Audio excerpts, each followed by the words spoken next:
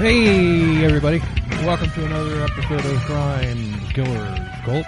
And beer. And beer.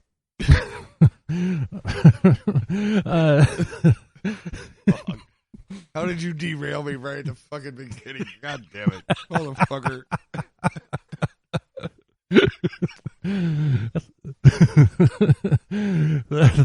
That's Todd. And that's Bill. That way. Just That way. two crazy Florida men drinking beer and talking about true crime. Hey, at least we're not drinking true crime and talking about beer today. Right. If you know, you know. If it's the fact that it's two crazy Florida men talking about it just makes it a little bit crazier. Indeed. And I am drinking a PBR. No, you're not.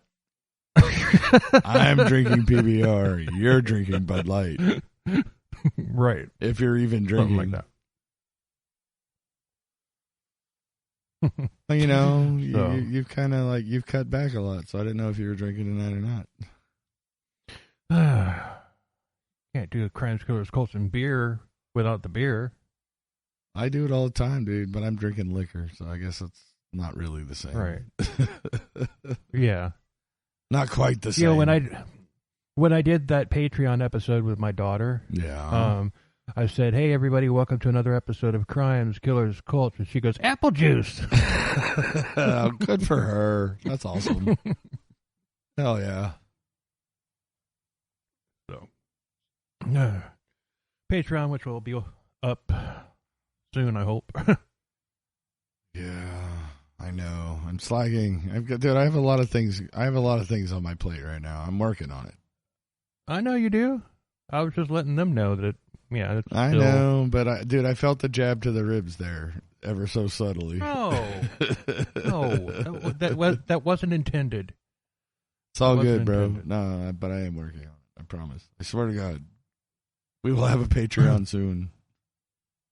We've already got 8 episodes on it. Yeah, well, you know. Yeah, and after tonight, I'm going to have 3 episodes to edit. Which is fine because it shouldn't take long. Right. Oh, man. I don't think I have any ado. I have no ado. Really nothing happened at the Fort Myers Loves today? Fort Pierce, no. Or no, Fort nothing, Pierce? Nothing happened there. Other than the fact that that the cashier at the Arby's was stoned out of his freaking mind. Well, of course. I mean, he was just... it's just... I think but he didn't charge you for your au jus, right?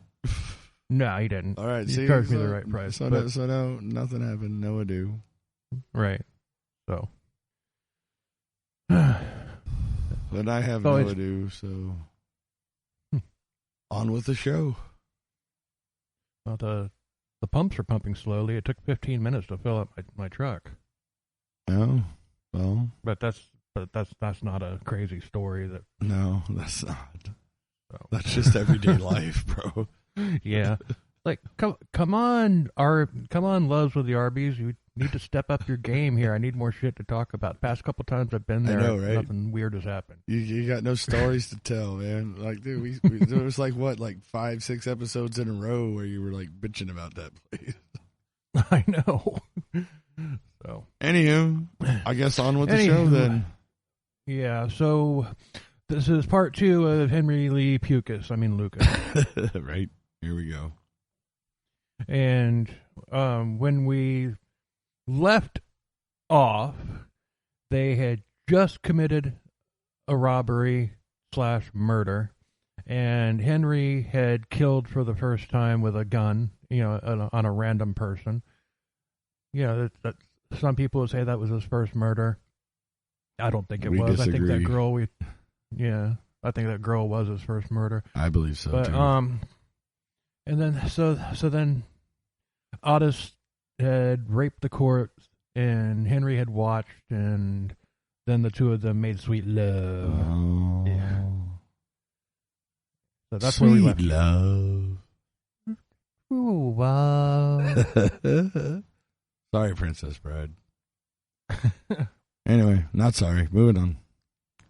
So then they went on a robbing and raping and killing spree, and they were a tag team of destruction and mayhem. What, like the Road Warriors? So, the only time they had disagreements was when Henry was hitting on a woman, and Otis was teaching Henry to be heartless, and Henry was teaching Otis all the evasion techniques that he had learned from his studies in the records room at the mental facility. Yes, because, that was actually a thing. I still can't believe they let him be in the records room. I mean, like, really? How do you let... Never mind. It's like, how do you do that? Oh, it's a legitimate question. How the hell do you let...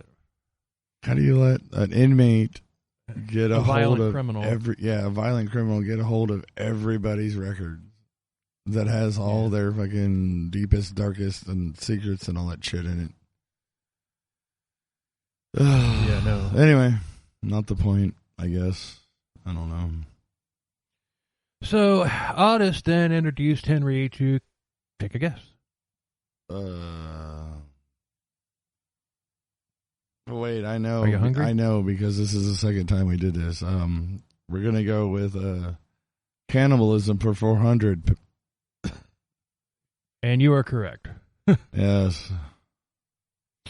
So Otis grilled some victim meat on a grill at a rest area, and Henry tried it, but he didn't like it. Victim meat. Henry tried it, but he didn't like Otis's barbecue sauce, and he never tried it again. Okay. Well, thank God Otis had fucking shitty barbecue sauce. Because wait a minute, he couldn't taste anything. Oh wait, that wasn't Henry. That was the other guy, Australian chucklehead. Yeah. Yeah. Anyway, because otherwise this story would be going in a whole different direction. Right. There's no telling how many people Otis and Henry killed during this spree, but before too long, the two were equals, and Henry began slowly taking lead in the relationship, which happened in part by a major mistake by Otis. Uh-oh. Otis fell in love with Henry. No. Well, there's that. Poor Otis. Poor Otis. You fracking frack. Should have learned from the Churro episode not to. Yeah. But anyway. So their favorite target was broken down travelers or people sleeping in rest areas. One of the few stories where their stories match 100% was a young hitchhiking couple in Texas. They saw them, they pulled over, and the guy held up his hand to wave to them, and Henry shot off half of the guy's hand, and then he shot him in the torso, and Otis went to work on him. Oh, of course. While Henry took after the girl. Henry caught and tackled her and raped her in full view. He's raping her in full view of what Otis is doing to her boyfriend, her dead boyfriend. Oh, so she's getting violated and watching what's happening to her boyfriend. Yeah, and her boyfriend's being violated too. He's just not around to realize it. Yeah, well, you know what I mean. That's just disturbing on so many levels. I don't even know where to start. Mm-hmm. But anyway. So Otis was done, and Henry dragged the girl into the car to continue to rape her. And Otis just drove. He was pissed off because his wife was with a woman. So, oh, poor Truro? guy. Truro? Yeah. So Henry killed the girl, and they dumped her on the side of the road. And at that point, the despicable duo went back to Florida. Why do they always got to come back here? Yeah, no. Why is it always our state? Yeah, go to freaking New York. Yeah. Or Georgia or somewhere. Georgia. Why is it always got to be Florida? Dude, we already got a bad rap, man. So Henry moved in with Otis's family and became Uncle Henry to Otis's nieces and nephew, Frank and Frida. Frida was 10 years old, and Oh, no. Henry began taking an interest in her like he had taken an interest in his ex's daughters before. Of course he did. Oh, this is not going to end well. He began calling her Becky in private because neither of them liked her real name. Frida is kind of it's an odd one. an odd name. We'll call it that. That doesn't mean there weren't attractive Fridas. It's just a weird name. Yeah. So he also began grooming her, and once again learning from the mistakes of all of those inmates that he had studied at the institution. Of course. Because why wouldn't he? Right. So Otis had a wife that he had married just for appearance's sake, but he did want a kid, so he did what he had to do. But their relationship was a train wreck, and they were constantly fighting. And he later kicked her out of his room and moved somebody else in. Take a guess. Oh, boy. Gotta be Henry. Yep. Gotta be Henry. Dude, when you said that, Otis had a wife. He had a wife, you know. Anyone care guess what her name was? Dude, that's why I laughed, dude. My fucking head went straight there. Otis had a wife. Anyone wanting to guess what her name was?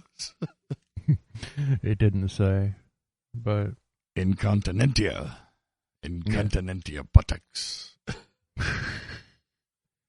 Anyway, sorry. That's why I laughed. That's why, dude. You fucking derailed me without even trying to derail me. I derailed myself. But Henry knew that he needed to get a job, so he found work with a roofing company, and that didn't last long because the road was beckoning to these two drifters again, so they split. Oh, well, you know. In Texas, a hitchhiker's body was found near the road. And she was naked, wearing only one orange sock, and that's what her name is in the case file. One orange sock. Orange sock. Yeah, that's pretty disrespectful if you ask me. Yeah, but I mean, it's a little disrespectful, but it's better than a Jane Doe. At least they had something to identify her by. Right. You know what I mean? But yeah, orange sock, that's a little rude, I think. Mm-hmm. Anywho, whatever. Why not gorgeous blonde? Or, you know? I mean, I'm assuming that they were hoping orange sock would, like, oh, my daughter wore orange socks and she's missing. And she's missing. You know what I mean? That's true. If you just call her Jane Doe or whatever, no one's going to know. Then again, orange socks aren't really a very common color unless you're a member of the Cleveland Browns or the Cincinnati Bengals. Yeah, true. Anyway. So Henry and Otis's stories differ, but they both got the location right and that Henry had raped and murdered her. Okay. So they began coming and going from Jacksonville and working and going out on the prowl, waiting for what would be the right time to strike out on the road again. And for Henry, that meant waiting for a time when he could get Becky to come with them. Oh. The opportunity presented itself in 1981 when Otis's sister, Becky's mother, hung herself. And Becky and her brothers... Becky and her brother were the ones that found her. So Otis tried to step up and get custody of them, but the state thought otherwise due to multiple protests from the family. All right. But before they could remove the kids, Otis and Henry would take them along to the roofing jobs. Just sit and wait in the car. Just wait here. We'll be right back. Yeah, roofing in Florida. Yeah, let's not even go there. But Becky's brother, Frank, he went nuts from this, and the state finally stepped in and took the kids into a juvenile home. Frank was taken to a mental hospital, but this was it. This was the opportunity. Becky had fallen in love with Henry at this point, and she hated the juvenile home. Jesus, of course. So one night, Becky escaped out of a window and jumped down where Otis and Henry caught her, and they stayed around Jacksonville for a bit, but the authorities were getting close, so in 1982, the trio hit the road, and she unknowingly became bait for their victims. Oh, no. Oh, God. Why am I, just really weirdly picturing Princess Bride when they caught her jumping out the window? And then well, at least it wasn't the scene. 4 white horses. I figured there will be 4 of us when we find a pretty lady. Hi, pretty lady. Hi, pretty lady. But at least it wasn't the scene in Robin Hood Men in Tights. Yeah. The horse says, "Fuck this!" Perfect, Kruger. Little John. Sorry, Robin. I panicked. I panicked. Yeah. You can get off me. So I guess this was the horse. I guess it was the horse this time. Yeah, apparently. Anyway, not the point. We're idiots, not the point. We're idiots with too much random movie knowledge. Where did I go? So 3 months into their excursion, Otis became ill. So they brought him back to Jacksonville and dropped him off at the hospital and then hit the road again. And a month later, he had recovered, and with no way to track Henry and Becky down, he went back to his old habit, which had kind of lost its appeal since, considering because he had started killing people. So just burning down buildings, it didn't do it for him anymore. Yeah. So he escalated to occupied buildings where 2 people were killed. So he had to get out of there. So he stole a Cadillac and he headed to south to Hollywood. And that's where he met a 6-year-old boy named Adam Walsh. Oh. Now, when you say Hollywood, yes. You mean Hollywood, Florida, not Hollywood. Florida, yeah. But yes, that Adam Walsh. That Adam Walsh. So he was at a Sears, and Adam was there with his father, John Walsh. But he'd wandered away from John, as kids do sometimes. And he saw Otis outside in his Cadillac. And he asked Adam if he was lost. Adam said yes, and Otis told him to get in. He would help him find his parents. Never get in the car. Yeah, never get in the car. But he did, and he told Adam that he was his now when Adam started saying that he needed to get home. Adam began pitching a fit, and Otis began beating him until he was knocked out. He drove him into the woods where Adam began to wake up, and Otis choked him to death, and then got a machete out of the trunk and decapitated Adam. Oof. He threw Adam's head into a canal and put his body into a refrigerator, which he set on fire. Still got to have the arson aspect of it. Yep. So this murder, of course, started John Walsh's TV show America's Most Wanted, and Indeed. there was lots of speculation as to who did it. It turned out that there were literally 2 serial killers in that same Sears that day. What are the odds? Take a guess. Oh God, I don't.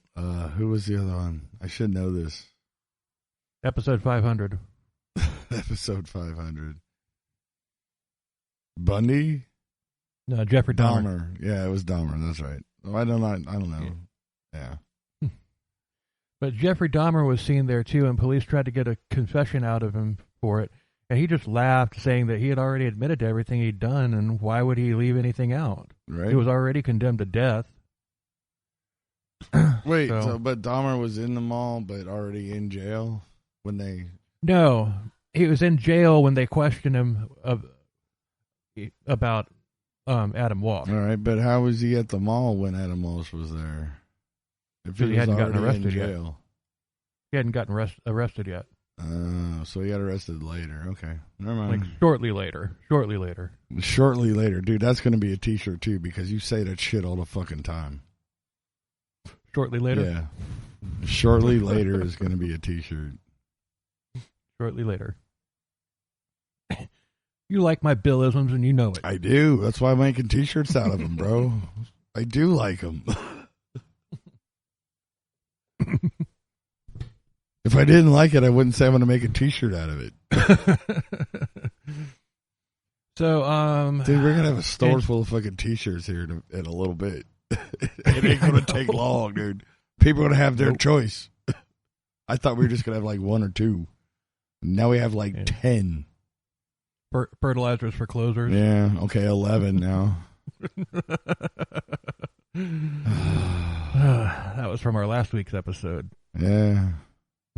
number 50. And if you haven't listened to that one, you need to go listen to it Yes. because it's one of our best. Yes, indeed. So, Anywho. In 2008, Otis Toole was confirmed as Adam's abductor and murderer, and the case was closed. And those details came from Otis himself. But did he actually do it? I don't know. Yeah. And John Walsh wasn't sure either. So, without Otis there, Henry had Becky completely isolated and all to himself. In Maryland, they rented an apartment where they were assumed to be a married couple. Oh, boy. At this point, Becky was nearly 15, and she could pass for, a young-looking adult to a stranger. All right. But Henry had gotten a job at a scrapyard, and they were, quote, married, but Henry was sleeping with other women at night, and Becky knew it. But according to Henry, the pair weren't having sex. She wanted him bad, though, but Henry wouldn't give in to her advances. Yeah, right. Yeah, right. Whatever. All right. So, anyhow. Because Henry's such a proper and decent gentleman. Oh, yeah. He is. Yeah. The only reason he's not a cannibal is because he didn't like Otis's barbecue sauce. So, yeah, he's a real upright, stand-up fucking gentleman. He is. Oh yeah, I mean, protector of young girls' virtue. Yes. You know what, dude? I can almost believe his story is because he hasn't killed her yet. This is the only reason he hasn't fucked her. But dude, because that's his MO, dude. We've already established that. Right. Anyway, not the point. Moving on. But. They would make out, but that was it. Oh, sure. Yeah, sure. I got another cough coming. Bullshit. Yeah. Fuck. Yeah, that's right. Yeah, that's all you did. So, unbeknownst to Becky, he would go out all night. He would go out at night all horned up after making out with Becky and murder a woman and rape her corpse to fill his needs. See? He defended Becky's virginity with necrophilia and murder. Yes, because, that's what true upstanding gentlemen do. Yep. But he was arrested for the molestation of a girl slightly younger than Becky, though. Okay. What, he didn't kill this one? No. He served a 3-month sentence, and during that time, Becky was located to the police and sent back to Jacksonville. Otis came to pick her back up from the police station, and he was super happy. Not because Becky was there. He was happy because if Becky was back, then that meant that Henry was sure to follow. Yeah. Yeah. Oh, he gets his true love back. Wow. Cool. Wow. Dude, Rob Reiner's going to sue the fucking shit out of him. He's a meathead. Yeah, he is.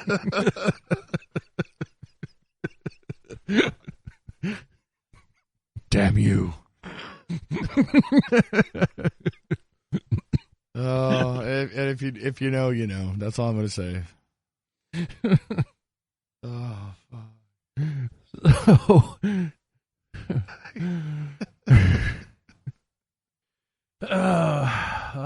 So Henry did come back a couple weeks later, and the trio partied for an entire week. And then they wanted to hit the road again. They wanted to go on the road again. So they stole a car and headed to California. Willie Nelson into this, didn't you? That's all right. Willie Nelson's too fucking stoned to know, so it's all right. Oh. Did he die? I don't know, dude. I keep seeing things on Facebook. I keep seeing things. Dude, I've been seeing things on Facebook for like the last 10 fucking years saying that Willie Nelson is dead, but he's not. Oh, I know. He's not. Him and Keith Richards, they get stoned all the time, I'm sure. They're like pickled. They're fucking immortal now. Yeah. I mean, Jesus Christ, Willie dude. Nelson. Jesus Christ, dude. Keith Richards fucking fell out of a fucking tree and landed on his fucking head, which would have killed anyone else, but he just gets up and goes, it's all right, I'm fine. Yeah. Motherfucking immortal motherfucker. Willie Nelson was part of Woodstock 99. Baya! Baya. Yeah, but you realize, though, that was like 24 years ago. I know. It was still just checking because I mean I know I know you don't want to be in the 21st century, but shut up. I'm just ragging on you because you don't embrace the 21st century technology. Well, we have now because I have, but you know what I mean. I got a banner. Yeah, I got one too. I just got no place to fucking hang it yet. But that is changing in the next 2, maybe 3 weeks tops. So, anyway, now that we digress. Now that the band was back together, this was perfect for Henry. With Otis there, he could have his cake and eat it too. And so Becky wouldn't try to jump his bones if Otis was there, and he got his BFF back. Oh, there you go. Well, I guess it worked out. Yeah, but it was miserable for the other two because both of them were in love with Henry. I don't understand, but okay. I don't either. I mean, like, why?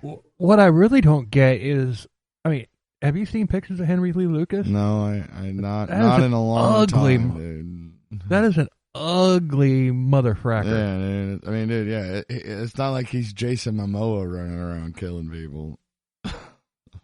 No. Anyhow, that's not the point. Jason Momoa is so dreamy. I know, dude. I wouldn't kick him out of bed. If he wanted to kill me, I'd let him. Dude, I'd let Jason Momoa do anything he wanted to me. That guy is fucking hot. Anywho, not the point. Oh, okay. I'm going to leave that part in because, you know what, I don't care. Because everybody knows. Every guy listening will be like, yeah, I would too. Momoa's fucking hot. How do you say no to that? So finally they got to Hemet, California. And they squatted there at the home of Jack and Aubert Smart. And they were wearing out their welcome. And Aubert had an idea. Her mother, Kate Rich, she lived in Texas and she needed round-the-clock care. And she was around 80 years old, and she was true to her last name. She was rich. She was rich, yep. So the trio agreed, and they headed to Texas, but the trio became a duo when Becky caught Henry and Otis having sex. Oh, no. She made Henry choose who he wanted, and of course Henry chose her, and Otis dropped them off a long way from their destination and drove away into the sunset, probably bawling the entire way to Jacksonville. He went back to Jacksonville. Of course he did. Why do they always come back to Florida? Lost my Henry. Lost my Henry and my sister. I'm all alone now. I'm alone again without Henry.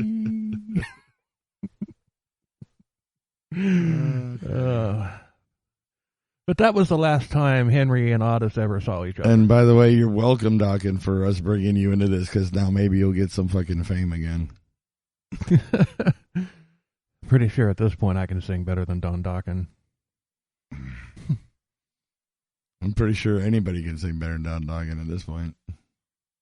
Yeah. Anyway, moving on. If there was ever somebody that needed to just frickin' hang it up. I mean, damn. Yeah, right. Him and Vince Neil just need to stop. Yep. And dude, don't get me wrong, dude. I love Motley Crue, but dude, even Mick Mars goes, dude, I can't tour anymore. I mean, I know Mick Mars has way more health conditions. Right. But you know why he really stopped? He's like, dude, I can't be on stage with this motherfucker anymore, dude. I'm out. He can't sing.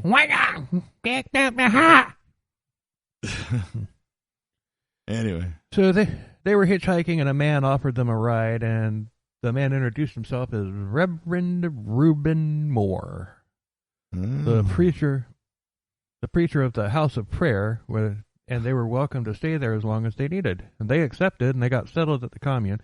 It was a crappy little place outside of Stoneburg, Texas. Right. And it wasn't very far from Ringgold, Texas, which is where Kate Rich lived. Where they needed to go to get their riches. Yep. And I've actually drove through Ringgold. I've driven through all those desolate, one traffic light towns and everything and all that stuff, and nothing but cows and corn. I hope to do that one day myself. No, it's cool. I mean, it really is. It's a cool drive. I mean, that highway that takes you through Liberal, Kansas. I mean, I've taken that from Chicago all the way down into Texas or New Mexico. But it's a cool ride driving through all those little towns and stuff. Yeah, that's the kind of shit that I like, dude. I love the fucking the back roads and the little towns and all that shit you come across. I love that, dude. And that's just stuff you don't see if you're on the friggin' main, if you're on the interstates and stuff. I mean, I know some of these towns are probably off interstates, but you know what I mean. Well, not Hooker, Oklahoma, or dude, I am so going to Hooker, Oklahoma, just to say I've been there, dude. Because, dude, seriously, how can you not want to go there? Well, blink and you'll miss it. Well, dude, hopefully I'll be on a motorcycle doing this shit, so I won't be able to blink. That's true. But you know what I mean? Is dude, I have to go to Hooker, Oklahoma just to say I've fucking been there. You know what I mean? Seriously. Anyway, not the point. We digressed again. Moving on. So their first night at the commune, Becky pounced on Henry and basically raped him. Oh, turnabout's fair play, I suppose. She stole his innocence. At least she didn't kill him and then rape him. well, at least not. Well, we all know how it ends. She raped me.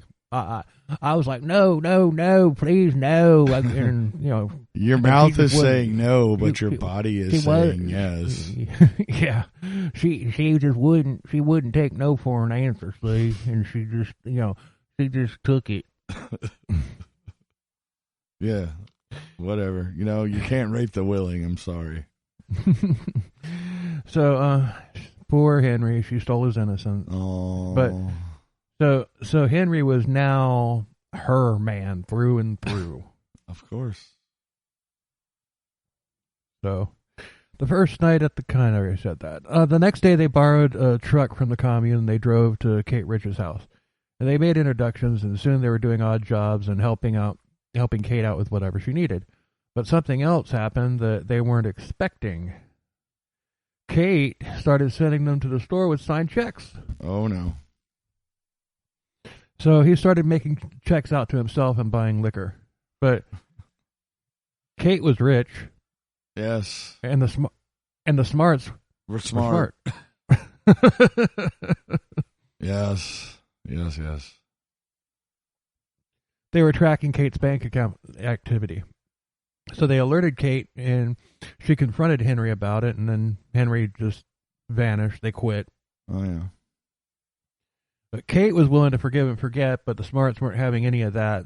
These two leeches had leeched off of them for 3 months, and now they were robbing a bear's mother.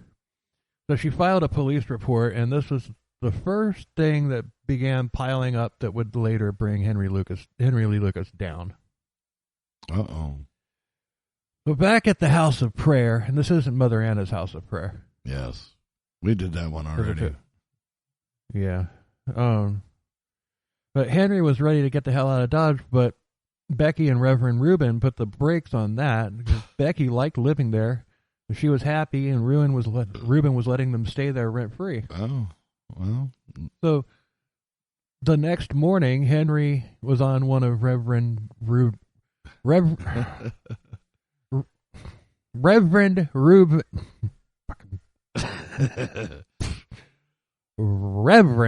Reuben's roofing crews. Okay, there. Rubber baby buggy bumpers. Rubber baby buggy bumpers.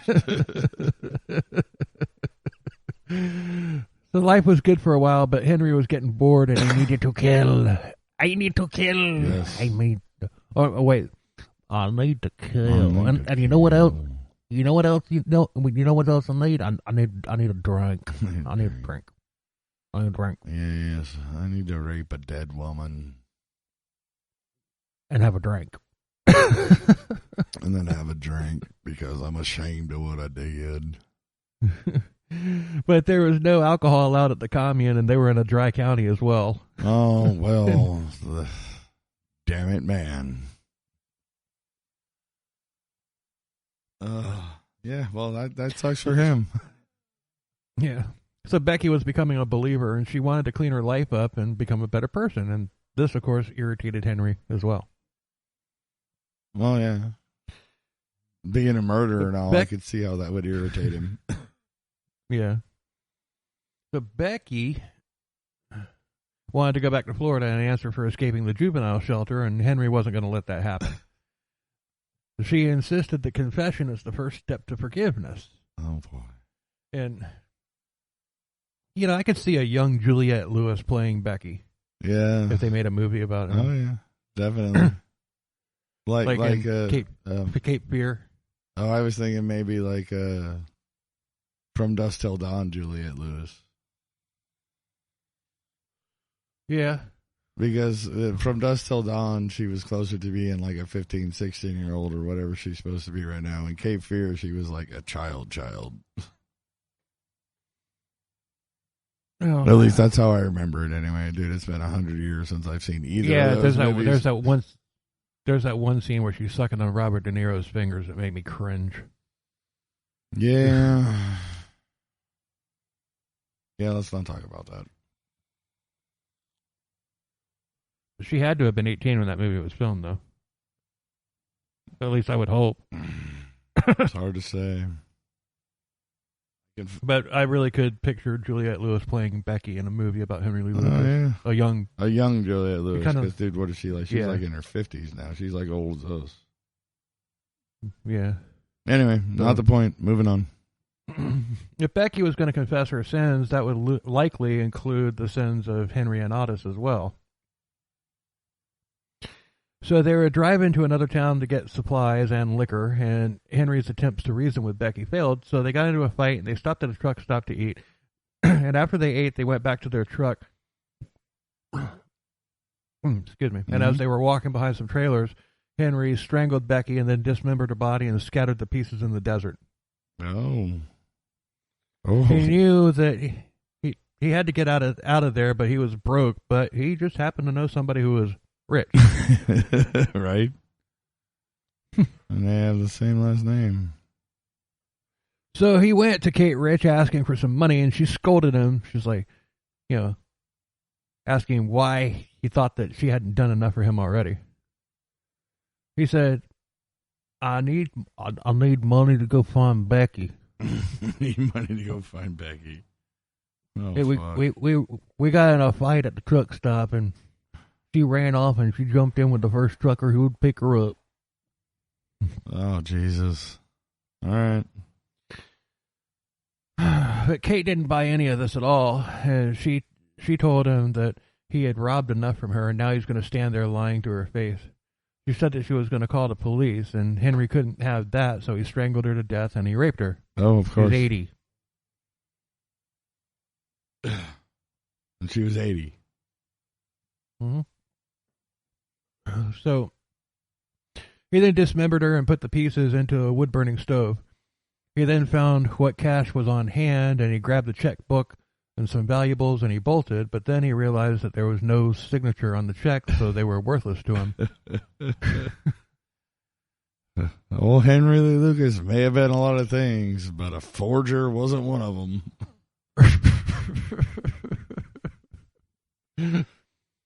So he then took off to California, binge drinking the entire way, and when he was broke, he made a phone call. Take a guess. Oh, God. He called the smarts, didn't he? Because he is not smart. Right. So they started screaming at him, and he tried to play it off as a misunderstanding. So Jack grabbed the phone from and pretended to go along with Henry's attempt to pull the wool over their eyes. No. He got Henry to believe that he would consider finding work for him again.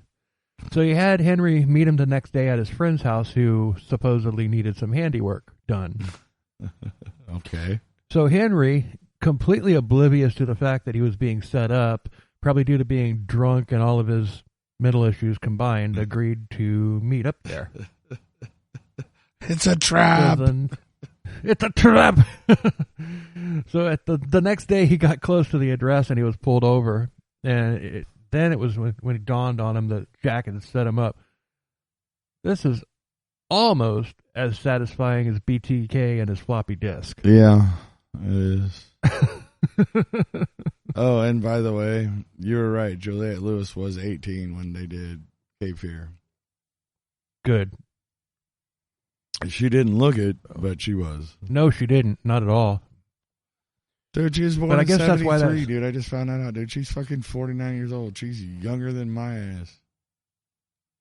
I thought she was like my age or older. Yeah, dude, she's your age.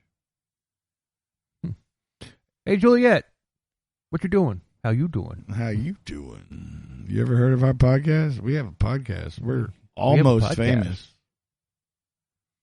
I got a finger.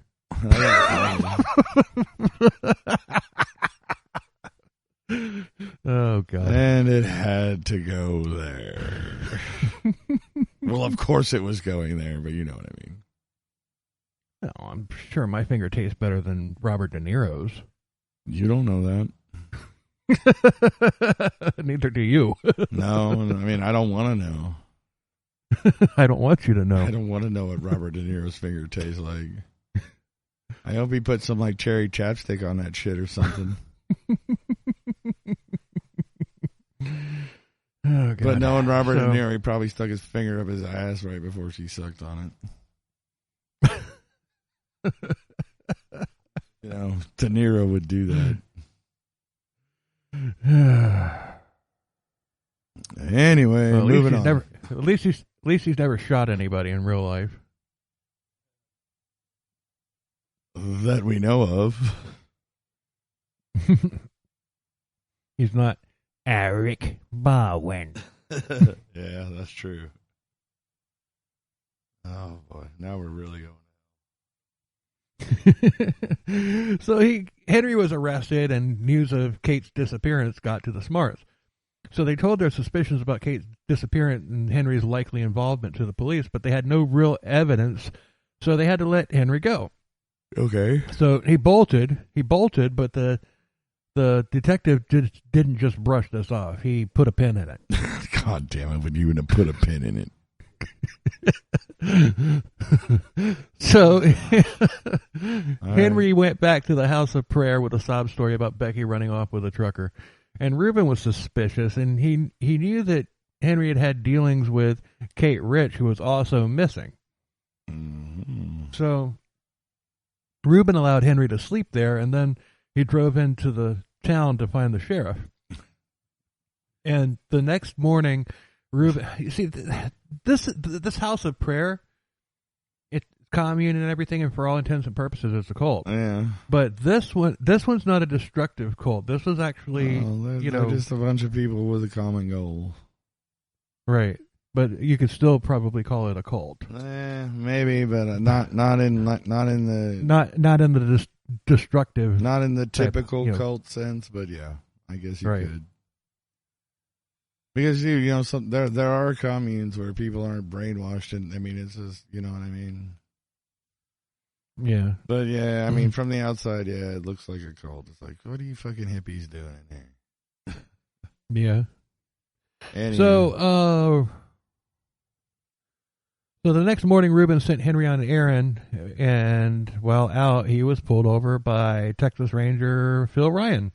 Was he the pitcher or the first baseman?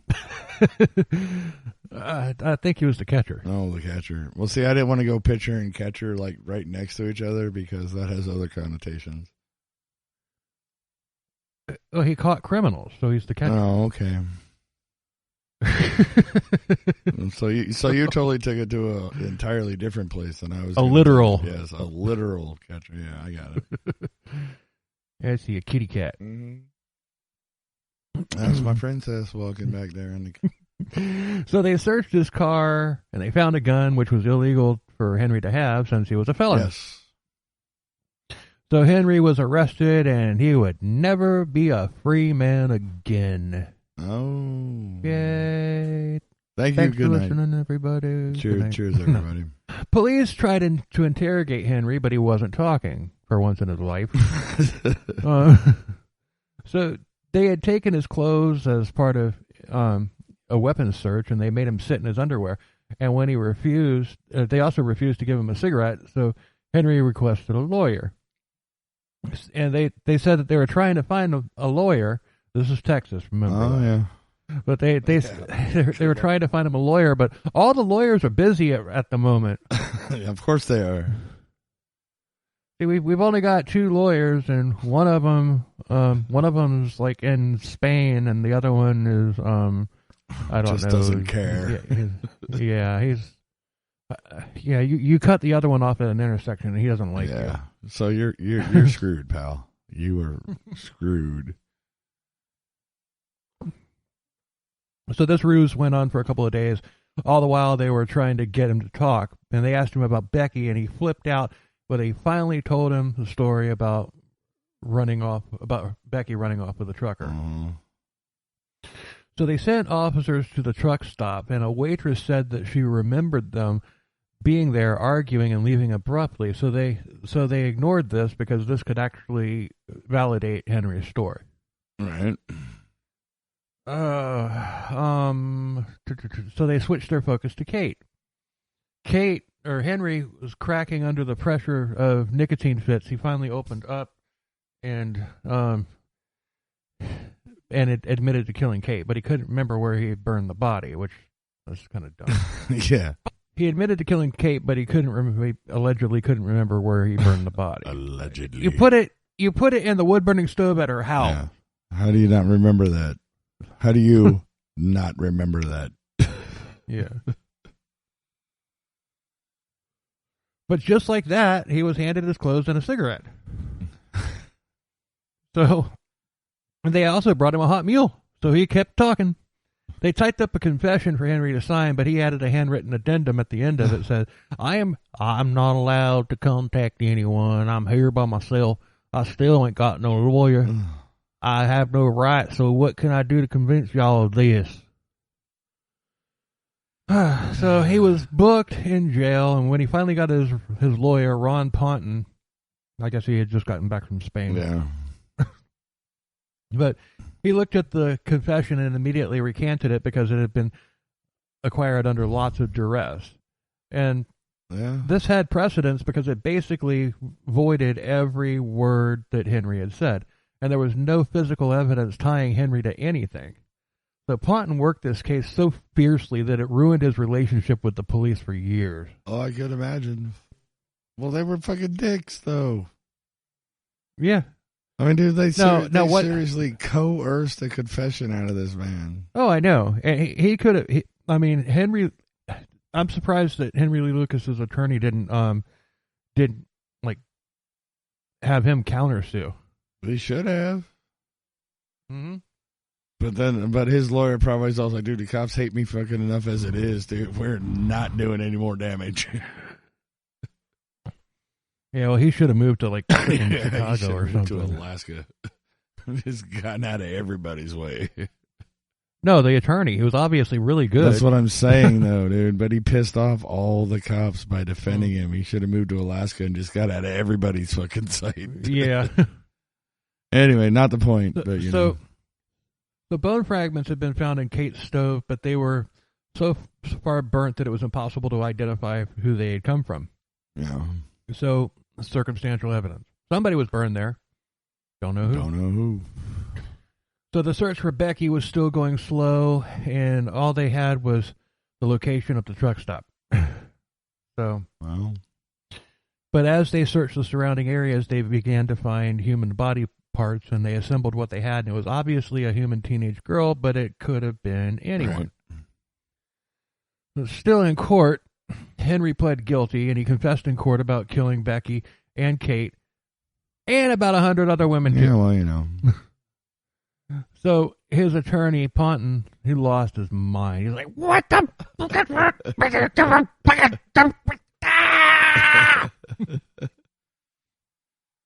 There's a TikTok for you. Yeah, there's a TikTok. Anyway. So, but Henry said that if they were going to make him confess to one that he didn't do, he'd confess to everything. Yeah, well, of course. Why wouldn't you? Yeah. So Henry received 2 life sentences, which he never appealed. He was sent to Williamson County Jail, where he would eventually die of natural causes. But that's not where the story ends. Well, of course not. So the Attorney General of Texas and the media, they were obsessed with serial killers and unsolved cases. So they seized on Henry. I'm Harry the Eighth. There was only one person who could have contradicted Henry's stories, and that was Otis Toole, but he had problems of his own to worry about. He was confronted by police and was expecting questions about his missing niece, but the police charged him with two murder charges by arson. Oh, that's right, because he started burning down houses with people in it. Yeah, there were eyewitnesses at both fires. So he was cut loose, but ordered not to leave town. Don't leave town. Don't you leave town. Seriously, they really did that shit. I thought that only happened. I know, right? Dude, that's something that really fucking happened. All right, we're gonna let you go. Apparently, but don't leave town because we're watching. We're watching. So we're watching. So he immediately fucked off. He didn't leave town. Oh, he didn't. All right. No, he didn't leave town. He made his money stripping wrecked cars, but he didn't kill anybody during that time that we know of. But without Henry, he had no reason to carry on anymore. So at a hearing, Otis confessed to the arson murders, and just like Henry, Otis began to realize that, hey, confessing is fun. Oh, God. Oh, no. Otis had heard about Henry's story, and law enforcement thought it would be a good idea to let the two of them talk on the phone and record them. Of course. There's hours and hours and hours of recording of the two of them talking on YouTube. Oh, all right. I don't have that kind of time, but if you're so inclined, I'm sure you can look it up and... Yeah. So the Texas Rangers, they had formed the Lucas Task Force, and they were using his confessions to clear unsolved cases. The interviews, it was the outfielders, trips, right? etc. Because the outfielders don't have nothing to do with the fucking baseball game for the most part. So it was the outfielders that did this, right? Yeah, it was the outfielders. the outfielders and the bench warmers. Yeah. I'm sorry, I couldn't help it. You brought it up earlier. I can't. I got to keep going. I know. I can't stop. But the field trips and the interviews and everything were getting to Henry's head, and he was eating it up. So on the field trips where he would take the police to bodies, he'd get to eat good food and even stay in nice hotels. Oh. Like in West Virginia, Henry confessed to killing a man whose death had been ruled a suicide, forcing the insurance company to pay out the benefit. Oh, no. And the Rangers threw Henry a party as a reward for the win, complete with liquor and prostitutes. Jesus Christ. Oh, no. No, why? What the hell? So most of his confessions were perfect, and he managed to give information that only the police and the killer would know. Yeah. You know, he learned all that shit from all the files he read. Mm-hmm. He was a master manipulator, so when they would ask him about a case, he would get the information from the officers. They were giving him the information that he needed, and they didn't even realize it. You know, people are idiots. I'm not saying these cops are idiots. I'm not saying the police officers are idiots, but when you got somebody that can like lead you, like you think you're doing what you're doing, and then somebody can lead you to tell them the answers you want to hear, you don't realize it's happening. I know, I get it. Henry could have been a fortune teller, a psychic. Yeah, let's not go there because I'm not going there. No, I'm serious. He could, because that's what they do. They take the information they ask pointed questions to get the information that they need. So basically, you're giving them everything that they need. Well, they ask generic questions, yeah. But anyway, that's not the point. I'm not going there. Did Miss Cleo scam you out of money? No. I'm not going there for other reasons. I'm just going to say that. And I'm going to leave it at that.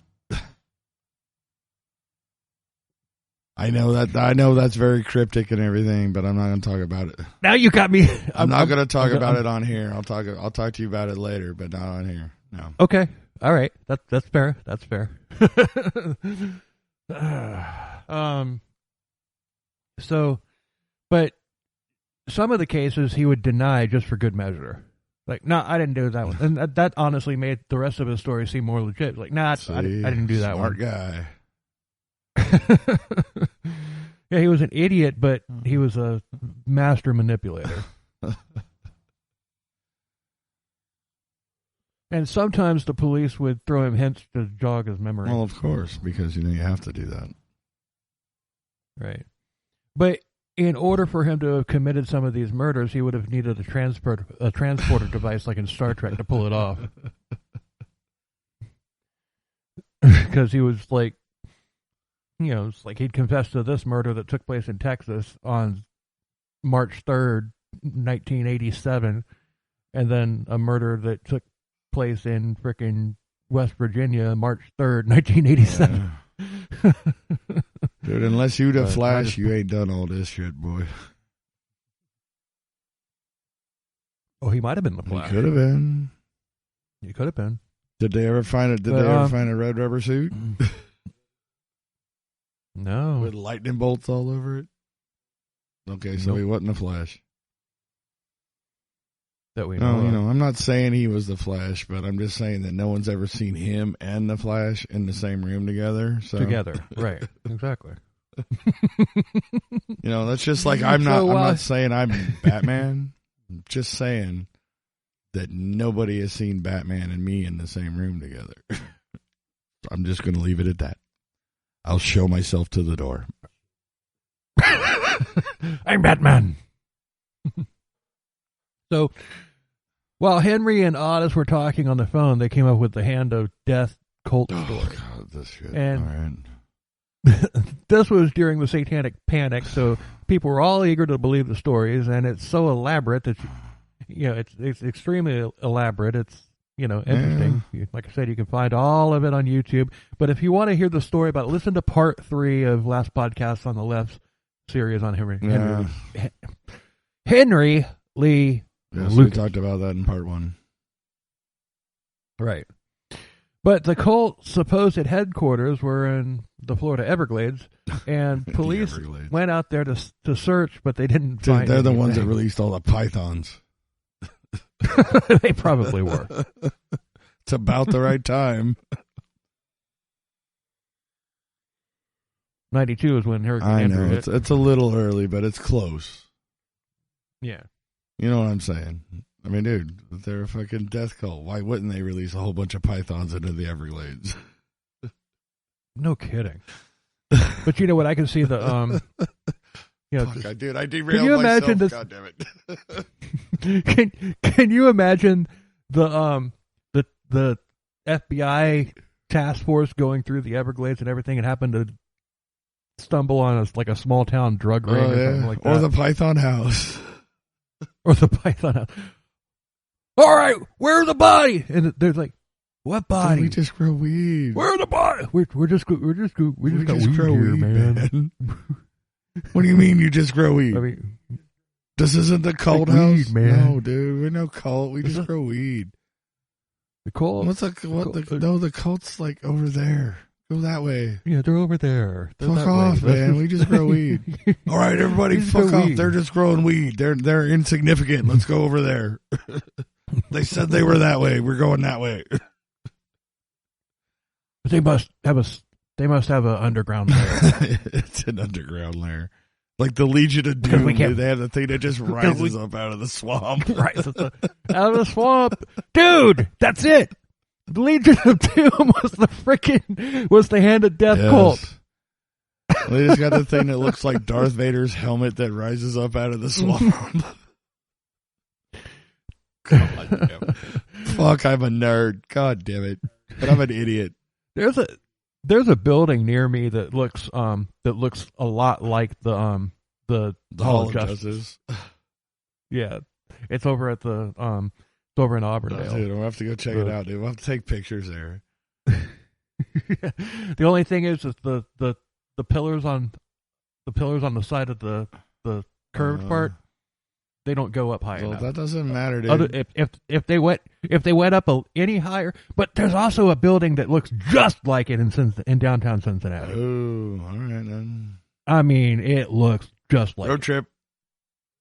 I wouldn't be surprised if that building was the template for that, because it's obviously it's been there for years. So.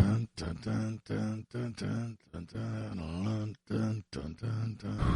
I remember watching that shit when I was a kid. Hopefully, if any of you listening know what we're talking about, you'll know.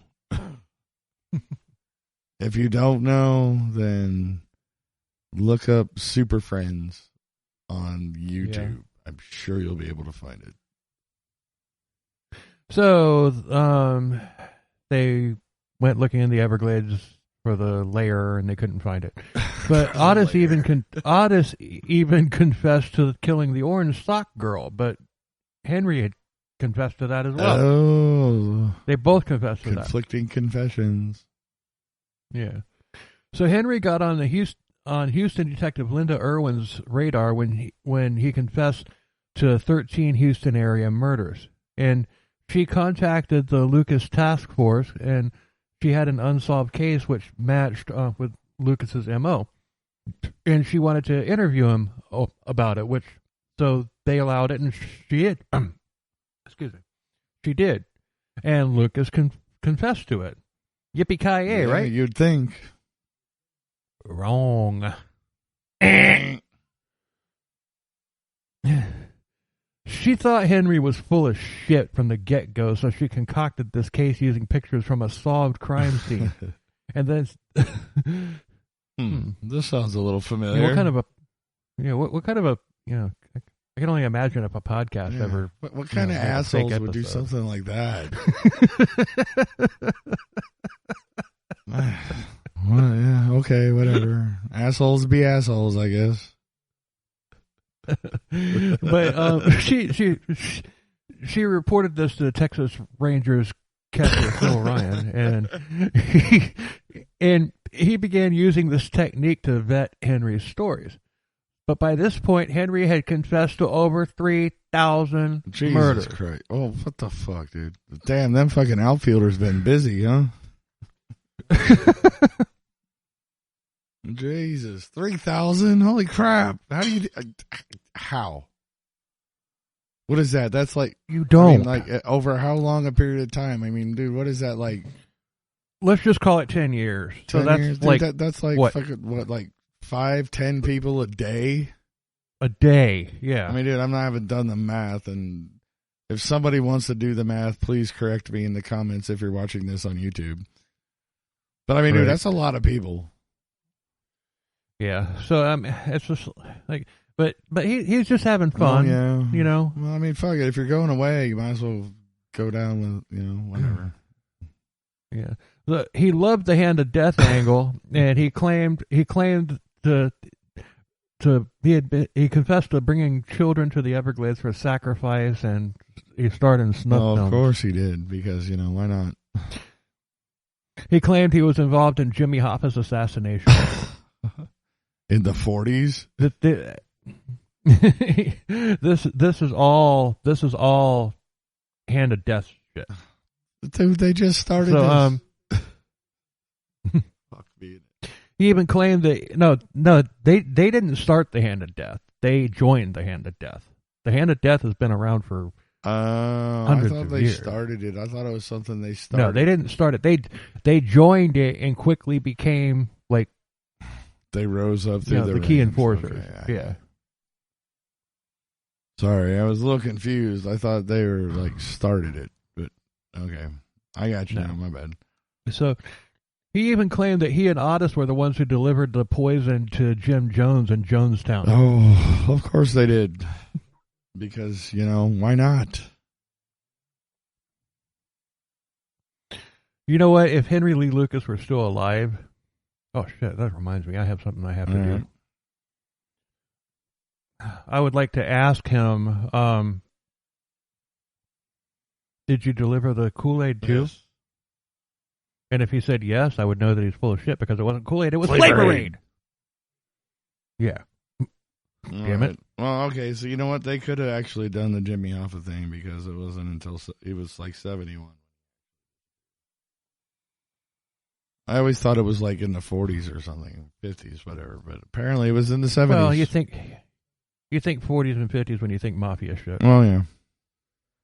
So finally people started realizing that Henry was full of shit, and most of the confessions were provably false, as the Lucas report, which was ordered by the Texas Attorney General, revealed. Otis was at Rayford Prison in Florida, which Stark, old Sparky. That's the Florida Penitentiary. That's and he was actually he had a notable next door neighbor. Oh. In that prison. Yeah, Ted I'm Bundy. guessing it was going to be Ted Bundy. Yeah. I wonder what their conversations were like. Yeah, right. Too bad we'll never know. Otis is probably like, "You looking sexy over there, sugar." Yeah. Hey, sugar. And Ted Bundy's just like, "Shut up." Oh, sugar, don't be like that. Ted Bundy was a lot of things, but one thing that he wasn't was gay. Oh, sugar, stop. You know we ain't here forever. We could have some fun. Nobody'll know. I wonder how many high-profile serial killers Rayford put down. I don't know, but that's a fact that needs to be checked. Yeah, definitely. Because they didn't execute Otis Toole. He died there, but he just died there. They executed Ted Bundy. They executed Danny Rolling. Rolling, that fucking piece of shit. Yeah, the Gainesville, which I'm sure we'll cover him at some point. Fuck that fucking. Anyway. Yeah, I remember when that happened. I do too. That was crazy. But there's Eileen Warnos. We're going to go to the bar that she used to hang out at, sit in her fucking chair and do a podcast. Yep. One day. We might as well do because it. that bar is not far from where either one of us live, so we're going to do it. It would take me, it would take you about an hour to get there. It would take me about 2 hours to get there. We need to call ahead, though, and make sure it's okay with the bar. You know what I mean? Yeah. Well, we got 50 episodes now. Well, just... Well, 52 when this one's released. Just saying, we still need to call ahead. I'm sure the bar won't mind. But, I mean, dude, we're just going to do, a regular podcast, dude. I don't want to set up no PA. I don't want to do none of that shit. Nah. It's and if people want to come up and talk to us while we're recording, that's fine. They can do it. We'll either keep it in or edit it out. Absolutely, dude. Yeah, dude. We'll bring a couple extra mics and have them just pointed out. Dude, if anybody wants to come up and say something, come on up.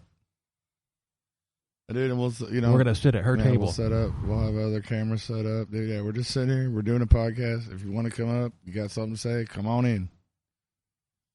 But there's another phone call that I have to make too, regarding something that I said that we would do after we released our 50th episode. The thing that we can't talk about. Oh, yeah. All right. Unless it actually happens. Yes. Yes, I got it. But now using Riverside, that's going to make that a hell of a lot easier. It will. So Otis was at Rayford Prison, and he was confessing away, but he wasn't as good at telling stories as Henry was. Oh, sugar. So he died on September 15th, 1996, when his liver failed.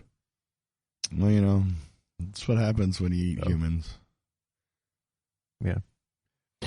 But even though there were lots of the cases were reopened, some weren't. the law in these specific towns, they didn't want the crimes on their books. So despite all of the evidence that the confessions were bogus, they remained tied. The cases remained tied to Henry. Yeah. And some families of the victims know that Henry didn't do this, but the police in certain cities don't care. Yeah, they just want solved cases on the books. Yeah, right. So not only do the families not get closure, there's a killer out there who got away with it. Exactly.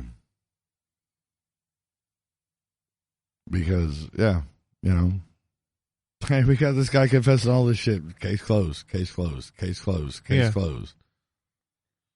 Well, it's just like the official story about Adam Walsh. It's been officially tied to Otis Toole, but even John Walsh doesn't think that Otis Toole did it. We all know that that's not what happened, but whatever, Right.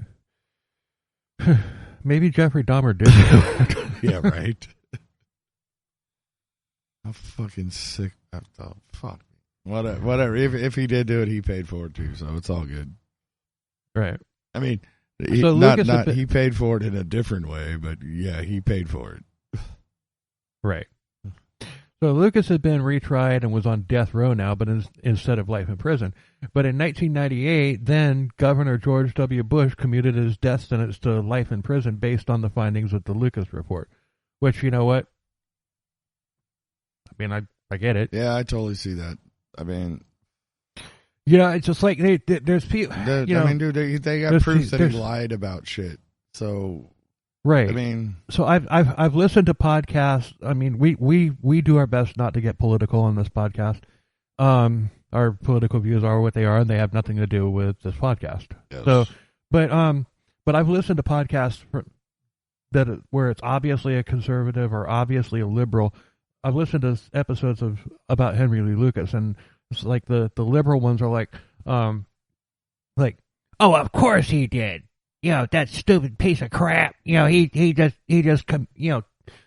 but and then the other ones, the other people, me, I'm just like, based on the evidence, he lied about 99% of everything. So it's just like, okay, he doesn't need the death sentence. He just needs, but he just needs to. But he was convicted of, I think, 13 murders. Still though, I mean, okay, 13. Yeah, you should. How many of the ones that he was actually convicted of did he actually do? Exactly. Well, that's why he was doing it, dude. He's like, all right, I lied about all these. Are you sure I didn't lie about the rest? Right. You know what I mean? So he was confirmed to have killed his mother, Kate, and Becky, and he was convicted but not proven to have killed 8 more. All right. So 11, not 13. Yeah, well, 11, 13 is close enough. Yeah. On March 12th of 2001, he died of congestive heart failure. And do not rest in peace. Rotten fucking hell, you fucking piece of shit. Yeah, so that's it. That's Henry Lee Lucas. Thank God that's over with. Fuck. Yeah, it didn't go as long as I thought that it would. Yeah, well, we got it all done, we got it all done in 2 shots. It didn't take like 4 times fucking starting over, and like dude, the first time we did this on the other fucking thing that I will not name, but don't ever use. If you want to know what it is, I'll message me. I'll tell you. I'm not gonna do it here, right? But the other one, dude, kept fucking crapping out, dude. And we were at it for like, 5-6 hours? Like 5-6 hours, yeah. To record a 3-hour episode. And then what happened? The reason we had to redo the because it came out good as far as content was concerned. But what happened was I didn't have this microphone set up.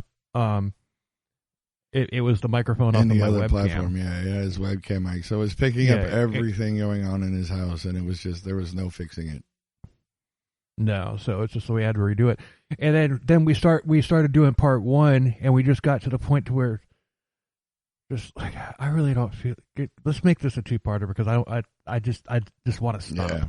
Yeah, just for some reason part 1's good, but we hit a wall. Good, dude. We hit a fucking wall. Yeah, we both of us did. We both hit that fucking wall, and we're just like, you were like, "Can we stop?" And I'm like, "Yes." Find a spot and let's stop. So like 10 minutes later, I found a good stopping point, and it turned out to be good because both episodes. By the time this one gets edited down, it's probably going to be about an hour and 20 minutes or so. It's going to be a little shorter than it was originally, but everything is there. Yeah, everything's there. It's got through it a lot smoother. Hopefully, everybody enjoys it. And you know what? I'm gonna put this out there. I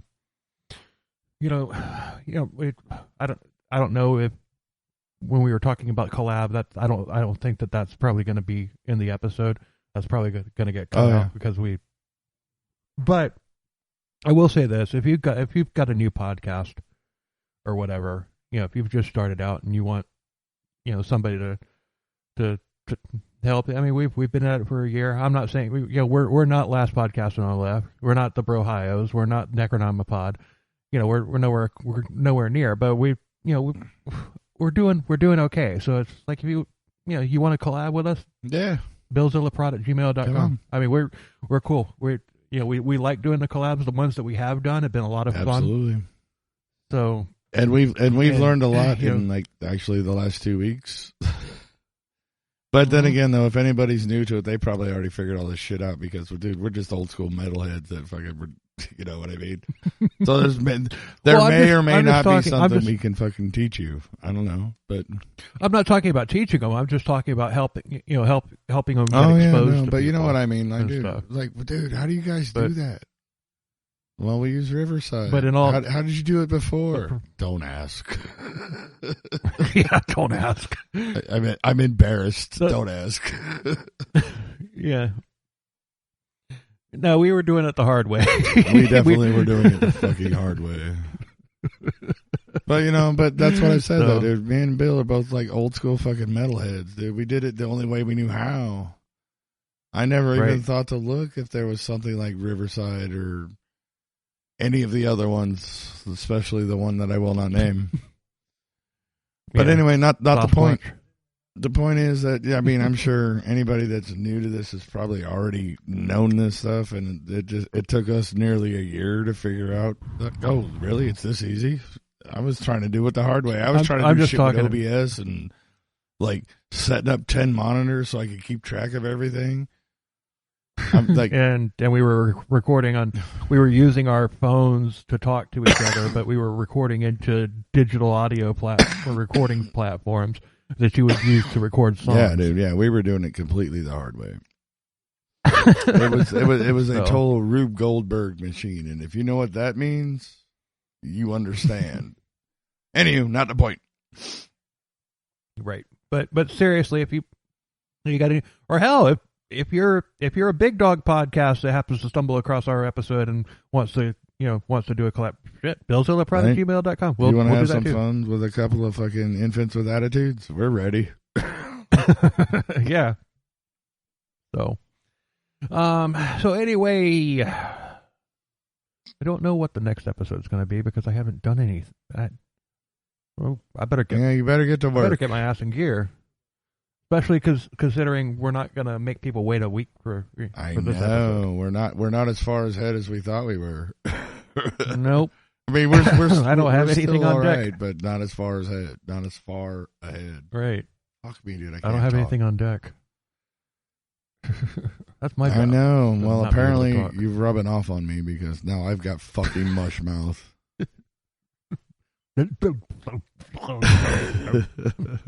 Anywho.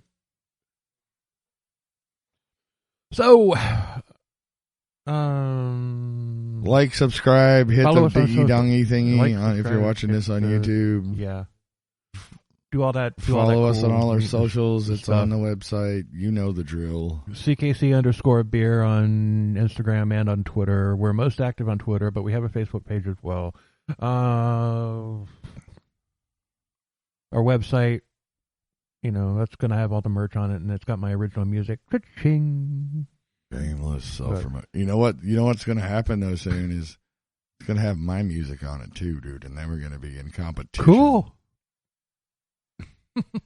Yes, the Power Metal Challenge is still happening. It's taking longer than we both thought. Fucking gnat flying around. Bill has Tourette's. It's okay. Don't mind him. I'm going to get a can of Lysol and a lighter. And on one of these episodes, you're going to see me just freaking roast a gnat. Like live on camera. We're going to see you burn down your fucking setup is what's going to happen. You're going to light that. You're going to write that. You're going to light that fucking hot pink foam fucking condom you have on your microphone on fire. And it's just going to disappear. I like it. I have other colors. I've got red. I've got white. I know, but blue, you chose I've pink got, because, you know. Because, I don't know. Because, Oh, stop. Just kidding. I'm just kidding. But dude, look, I'm wearing my a daughter, shirt with a rainbow on it, so, okay. My daughter's like, put a blue one on it. I like my pink one. Anywho, none of this is the point at all. We're just being stupid right now because crap. Anyway, until next week, later. Cheers, everybody.